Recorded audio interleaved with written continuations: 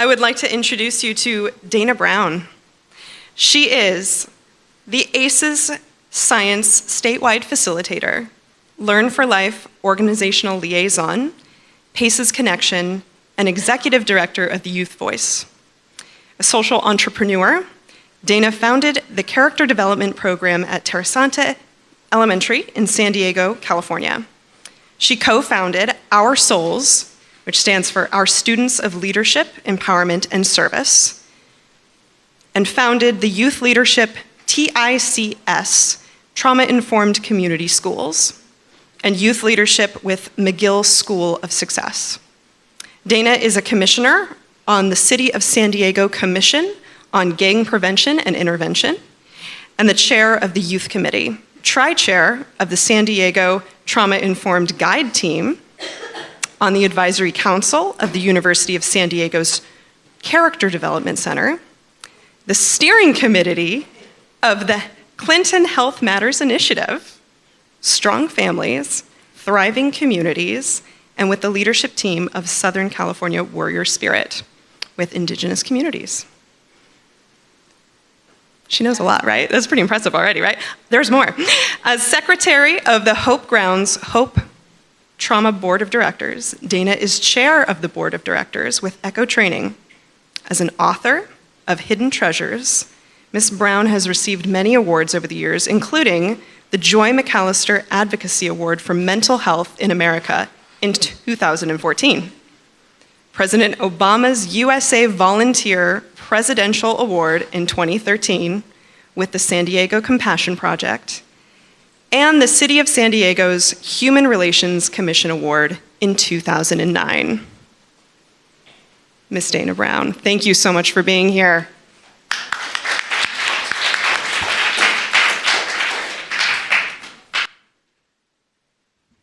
Thank you. I'm humbled and grateful to be here with all of you. I heard the words white privilege for the first time in 2005, which shocks me now. I was at the University of San Diego, and Robert Jensen, a white gentleman, wrote a book called The Heart of Whiteness, Confronting Race, Racism, and White Privilege. I walked out of there sobbing, and I made a vow to the Creator that day, and God be willing, until the day I die, I would do everything in my power to dismantle systemic racism and decolonize this young nation, cross-sector in a socio-ecological model, as a model for the United States and as a model for the entire world. Next slide, please. So I don't need to do anything there because Amanda graciously did. Next slide, please. And wanted to lift up, this is something that is in my heart every single day. And I'm not young, but I think Tamara and I are endeared that we're the young white ones that are striving to use our whiteness as a bridge to dismantle systemic racism. Next slide, please. Sorry. Oh, so colonization is that practice. We all know what colonization is. We're steeped in it. I grew up as a Midwest farm girl, went to one-room schoolhouses till the 5th grade, and I was taught very little truth. I've learned more truth in the last 5 years of my life after Tamara and I were introduced to Dr. Pico through Dr. Vincent Folletti, who is the co-principal investigator of the Adverse Childhood Experiences Study, which is the largest public health study in our nation millions of people have not heard of yet. So we know in this process of colonization what the colonizers have imposed. You've heard Dr. Pico passionately articulate this morning the gravity of the genocide and the impact of intergenerational trauma. So every single one of you in this room and that is here at this event today, you are on the front line of systems change. You are the leaders on the front line decolonizing our young nation. So we need to undo colonialism, dismantle systemic racism, and Indigenous scholars, science is finally catching up what Indigenous have known since millennial. Finally, science is catching up with this Indigenous wisdom. Next slide, please. So how do we decolonize through an Indigenous lens? You've heard in Kenneth G. White Jr., you heard many aspects of this with his traditional healing circle and other aspects with realizing yourself. and that creative potential that has been lifted up today, that's holistic, community-based, relational, this revitalization of language, this indigenous wisdom, which is spirituality, and social justice, action. Love is an act of social justice. So how do we engage with each other, native and non-native? There's a lot of non-natives that want to dismantle systemic racism, and we need our hearts connected with each other in doing this vital work in today's age, and that mutual reciprocity of respect and safety with each other. Next slide, please. And so this was a really cool looking image that really captures leadership in a good way, that indigenous lens of transformative decolonization through education with ourselves, our own self-awareness, possibility, hope, strength. How do we do that with lifting up the voices through storytelling, observing, listening? Indigenous methodologies is what's going to help us decolonize. Next slide, please.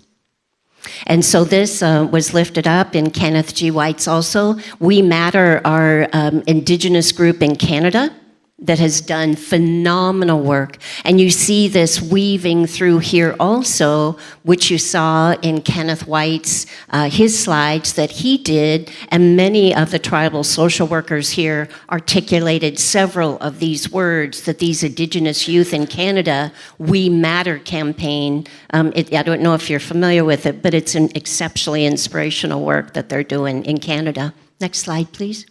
And so this is lifted up a little bit more, and Kenneth White articulated some of them. I have a couple more pictures in here that are things that I was blessed to do with Dr. Pico and also with Olitha and Tamara. And that was during the San Diego Foundation Strong Families, Thriving Communities Initiative. And there were about 75 cross-sector folks that were there. And so they, that was actually the first time that Ruben Leyva, remember when he used his drum and he did a dance? That was the very first time that your cousin announced his indigeneity in public. And I'm so humbled. He's such a dear friend. He blessed me with that drum because that day we presented together. And he is such a dear, dear friend. So love your cousin Ruben so, so much. Next slide, please. So this is a picture Kenneth lifted it up in his at Hia River Indian community. We want to honor his beautiful mom, Mary White, which was the prayer and the very beginning of Warrior Spirit family. And so we're just so grateful, Kenneth and Gloria, that you are here with us today. Next slide, please. And calling upon the ancestors to heal historical trauma. Amazing how Viejas Band of Kumeyaay Indians is really the microcosm here in San Diego County of truly decolonizing. Next slide, please. Calling upon the warrior spirit to heal historical trauma. Our theme, you've seen our team of 5, and now we have Chief Bobby Wallace of the Longest Walk has joined our leadership team. Every time we met, our heartbeat was Indigenous wisdom and Western medicine will heal all living things, animal life, plant life, Mother Earth, and human beings. That has held true to the epicenter of every single thing we do, and we are exhilarated that San Diego State, through Professor Strohauer's leadership, Amanda's leadership, the Indigenous Social Work Alliance, all the hard work of the tribal social workers that are here and those that aren't, at this microcosm here at this University of Decolonization. Next slide, please. This is what Anthony and I were blessed to do, Dr. Pico, and it was a title I wouldn't have chose. I don't like culturally competent. It implies you have a skill, and then check the box. We should be culturally humble, which is a First Nations Health Authority definition of showing, especially someone identifying as white. Everywhere I am, I show up as a learner, and I'm listening to understand another's experience. So I didn't title this. I wouldn't have titled it this. However, I would have said culturally humble. Trauma-informed approaches. Next slide, please. And this was something that Tamara, Professor Strohauer, and Olitha, and I and others led for the same 75 cross-sector folks, secondary trauma and self-care workshop, Indigenous-led healing, and Native practices. Next slide, please. This is a snapshot. This was lifted up a couple of times today, so congratulations to SDSU, Professor Strohauer, and our Warrior Spirit family for having this at San Diego State. And just like Kenneth White shared, you're all part of the Warrior Spirit now. You're part of the movement. You can't unknow this now that you know this. So this is deep roots right here at SDSU of decolonization. Next slide, please. Kenneth lifted this up. I shout this from the mountaintops every chance I get. Kenneth didn't share when he shared with our Warrior Spirit family when he talked with Hillary Weaver, the editor, because that's chapter 23. He said, well, how come we're all the way at the end of the book, chapter 23? And she said, well, there's 4 sections in this textbook that's for universities and colleges around the whole world. And she said, you're in the 4th section, which is from remedies to solutions. So this editor, which just was released on 12/31, 3 months ago roughly, 3.5 months ago, 12/31 of 21, for universities around the world, we, us, are one of the solutions for healing our world. So thank you, Kenneth G. White and Professor Seneca Keys for writing that chapter. Next slide, please. So grateful. Dr. Pico was there and an integral aspect of this. Tuesday of this week, Tamara, Professor Strohauer was there for a bit also. I work for, one of the things I'm paid to do, I work for Learn for Life, and we are an educational network up and down California, a personalized learning model, teacher-student relationship one-on-one.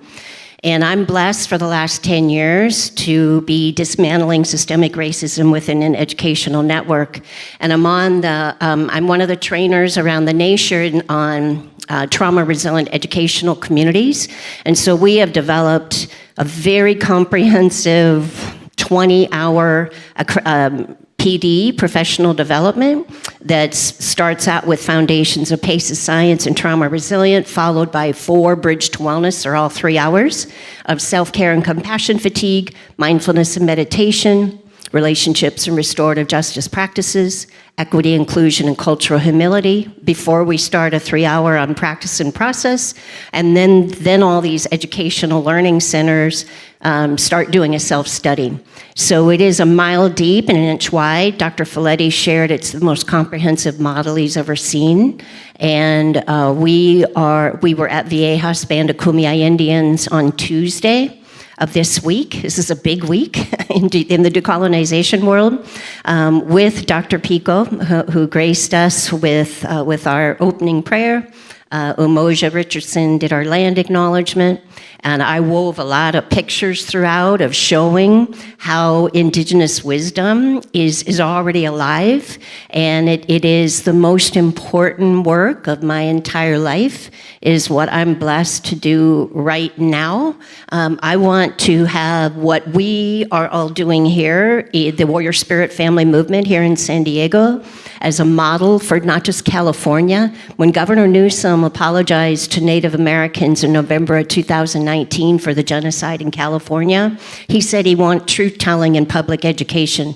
And everything that we've talked about today that you've heard from all of us, we are teaching our teachers, our counselors, the social workers, everyone within our network. And it's all staff. It's mandatory all staff. So it is a deeply rooted, and when the charters renew their petition for renewal, it's mandatory they have to become this.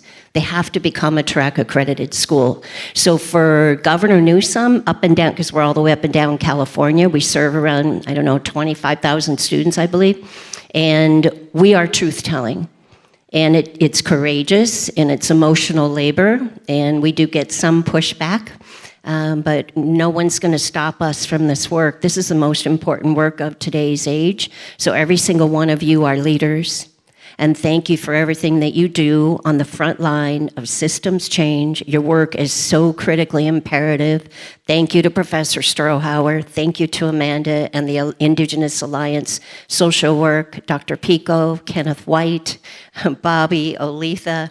I am humbled and I'm grateful. And I'm very passionate about this work, and just really grateful to be here with each of you. Thank you so much.